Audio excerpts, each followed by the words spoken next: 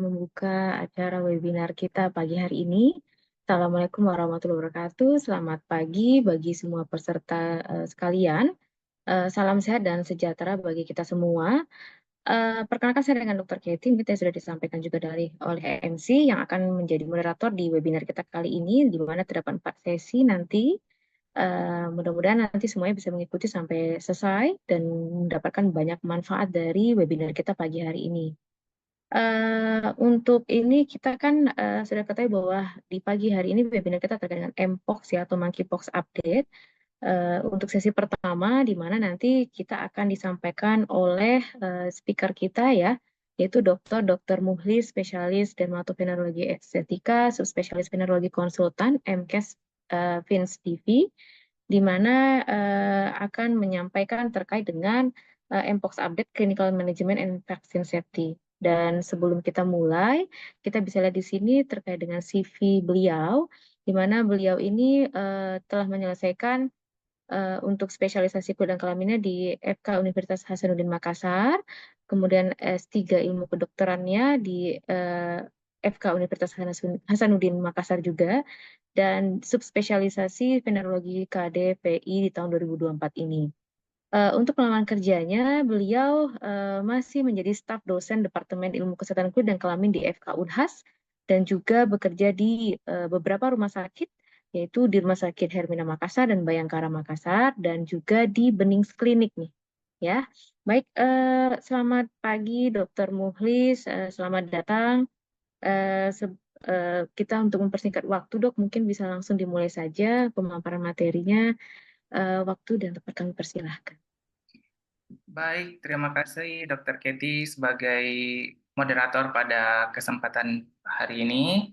Jadi saya mengucapkan banyak terima kasih kepada penyelenggara yang telah mempercayakan kepada saya untuk membawakan materi yang memang akhir-akhir ini lagi booming ya. Jadi untuk mempersingkat waktu, izinkan saya membawakan materi mengenai manajemen klinik dan keamanan vaksin dari Mpox ini. Oke. Baik, boleh saya share screen sendiri atau? Boleh, Dok. Ya.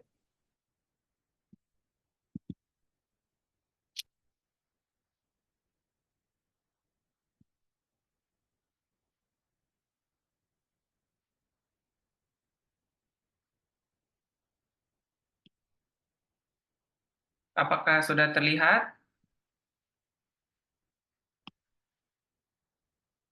Sudah, Dokter.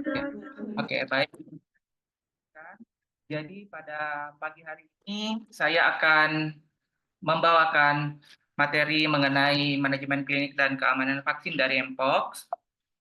Dari beberapa menit ke depan saya akan beberapa materi judul dari pendahuluan, kemudian situasi saat ini mengenai Mpox, kemudian bagaimana etiologi, cara penularan, gambaran klinis, sampai ke penegakan diagnosis, tata laksana, dan pencegahannya.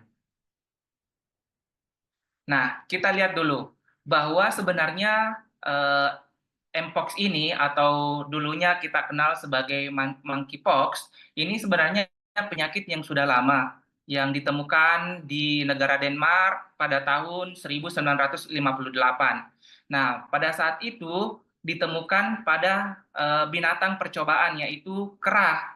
Nah, kemudian binatang percobaan itu terkena cacar sehingga cacarnya itu pada monyet. Nah, sehingga dikatakan sebagai monkeypox.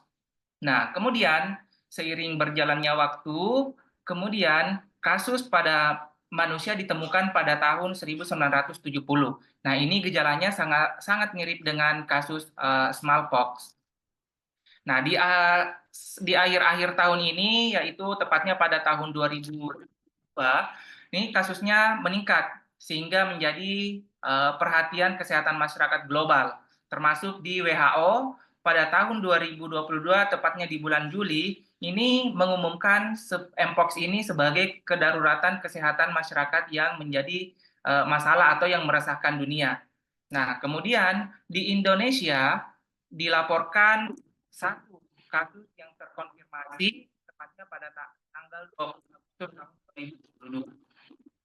Nah, kemudian pada bulan November tahun 2022, karena ini sudah tadinya bahwa mpox itu mengenai pada binatang, kemudian didapatkan penularannya melalui manusia ke manusia, sehingga WHO melakukan pergantian nama yang menjadi monkeypox, akhirnya menjadi mpox. Nah, itulah yang kita kenal sekarang mpox. Nah, pada tahun 2023, ini sudah dilaporkan sekitar 84.000 sekian dari 110 negara dengan jumlah kematian sekitar 76 orang. Nah, kita lihat di sini pemaparannya. Memang kalau misalnya kita lihat, ini laporan dari WHO per Januari 2023, ini memang masih paling banyak ditemukan di negara Amerika. Dengan tingkat kematian juga yang masih banyak, yaitu sekitar 54 kasus. Ini yang terlaporkan. Kemudian kalau kita lihat, di Asia Tenggara, di sini sekitar 35 dengan jumlah atau kasus kematian sekitar 1 ini yang terlaporkan. Jadi, di awal tahun 2023 ini sudah beberapa kasus kematian, yaitu sekitar 76 orang di berbagai negara. Kemudian di Afrika mulai tahun 2024 ini terus meningkat. Bahkan dilaporkan itu peningkatannya sangat bermakna. Nah, sedangkan kalau misalnya kita lihat dari awal ditetapkan sebagai wabah sampai Juni 2024, itu kasus kematiannya sangat meningkat sampai 208 kematian dengan jumlah kasus yang dideteksi yaitu sekitar hampir 10.000 kasus dengan kematian yang sangat tinggi. Oke, kalau misalnya kita lihat di Indonesia, ini per Agustus 2024, memang yang banyak ditemukan di negara DKI Jakarta dengan Jawa Barat. Kalau di Jakarta sendiri sekitar 59, sedangkan di Jawa Barat sekitar 13. Diikuti oleh Banten, kemudian Jawa Timur, Jogja, dan Kepulauan Riau. Dengan jumlah kasus yang terkonfirmasi sekitar 88 kasus. Nah, kemudian untuk temuan kunci, sebenarnya dari kasus mpox ini, sampai saat ini didapatkan banyak kasus itu melalui hubungan seksual. Kalau kita lihat data-data yang ada, ini kita lihat sekitar 84,3% dari sekian kasus ini terjadi pada kelompok yang melakukan hubungan seksual laki-laki suka laki-laki atau homoseksual, ataupun misalnya biseksual, namun tingkat kejadiannya lebih rendah, yaitu sekitar 6,5. Jadi memang kita lihat bahwa orientasi seksual di sini yang terutama yang laki-laki suka laki-laki, ini kasusnya yang lebih tinggi. Kemudian dari keseluruhan kasus yaitu 69,1% itu melaporkan penularannya melalui pertemuan yang melibatkan kontak seksual. Jadi baik itu LSL, kemudian biseksual atau heteroseksual, itu memang dilaporkan dari sekian kasus yang ada. Jadi kita lihat dari sekian kasus, ini kita lihat bahwa angka kejadian dari laki-laki yaitu memang lebih banyak dibandingkan dengan perempuan, di mana usia pada laki-laki yaitu pada usia reproduksi ya atau reproduktif yaitu sekitar rata-ratanya 34 tahun. Nah, bahkan kalau misalnya dilihat kisaran usianya, bahkan ada yang terjadi di usia 18 tahun sampai ke 44 tahun. Sedangkan pada perempuan, itu kasusnya lebih sedikit dibandingkan laki-laki, yaitu 3,4% dari seluruh kasus.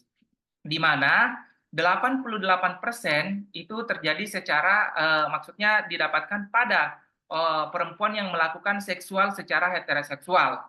Ya, jadi di sini kita lihat walaupun misalnya dikatakan bahwa penularan seksual yang paling banyak, namun sampai saat ini juga didapatkan adanya tenaga kesehatan yang terpapar ya dari kurang lebih 1.000 kasus. Nah, ini sebenarnya masih menjadi investigasi atau masih terus diselidiki apakah betul-betul ini karena terinfeksi karena kontak dengan pasien pada saat melakukan perawatan, atau memang juga ada kaitannya dengan orientasi seksual yang dilakukan. Nah, selanjutnya kita lihat dari etiologi atau penyebabnya. Nah, tadi saya sudah menyatakan bahwa